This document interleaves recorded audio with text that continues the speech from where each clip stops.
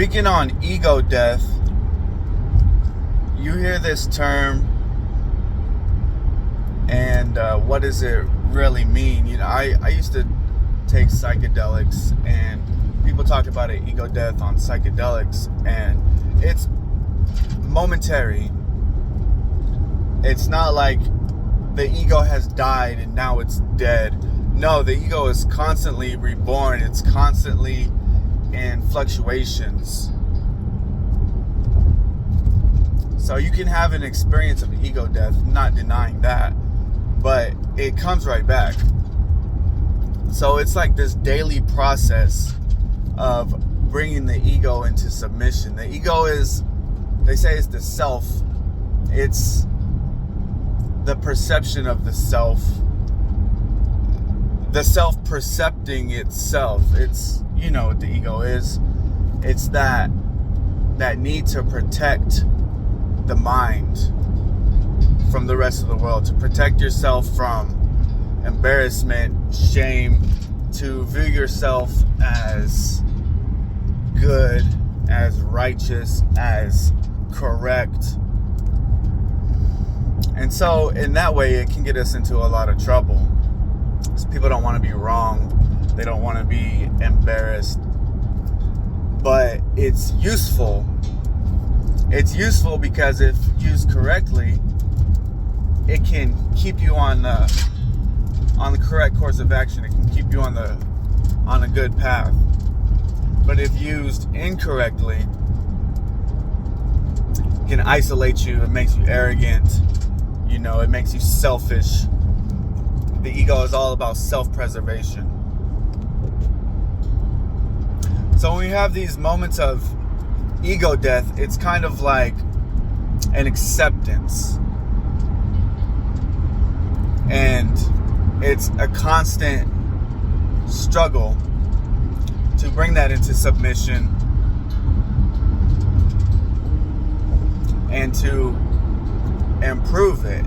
So it's something called ethical ego, which it's good. It's good to have an ego if it's ethical. It's good to have an ego if it's useful, if it's creative and not destructive and not selfish. So if your ego,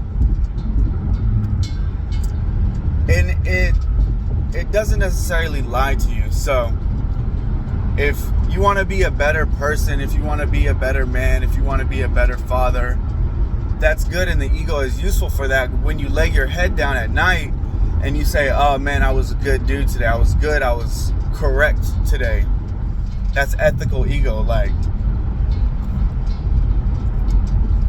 if you're good and you've done good actions and you've had positive thoughts and you've been accepting and you've been respectful and your ego tells you that, then that's good. You say, I was a good force in the world today. You know, that's an ethical ego. Then the ego that's like, oh, fuck that guy, I'm better than that guy.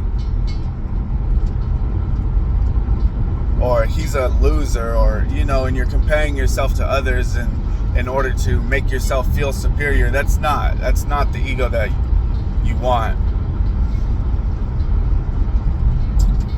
So speaking on ego death, it's just a constant thing. Like, it's a constant thing that we can be searching for, but it's never complete.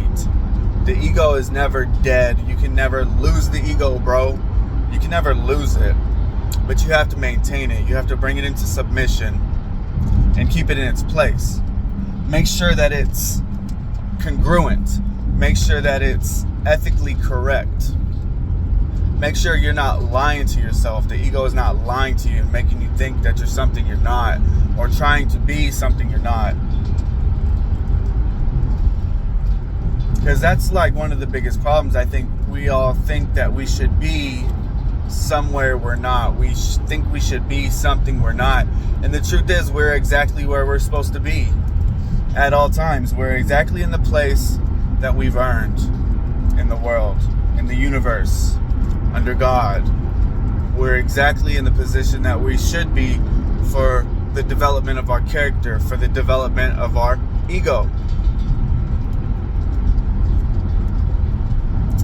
And that's the acceptance, you know. That's when you have that aha moment and you're like, there's oneness. There's oneness in the universe, and I'm just part of this bigger picture. I'm just part of God's plan, and I'm just a foot of this body. I'm just another step in the process. And it's not to minimalize you or to slight you or to trivialize you as a person, but it's just to realize that I'm part of something bigger. And if I play my part correctly, I'm a very valuable part of this bigger picture. And if I play my part selfishly, then I'm a destructive force. I'm a cancer in this body. So yeah, I don't believe you can ever get rid of your ego, and the ego is never truly dead. But it can be brought into a place of ethical ego. It can be used as a force of good.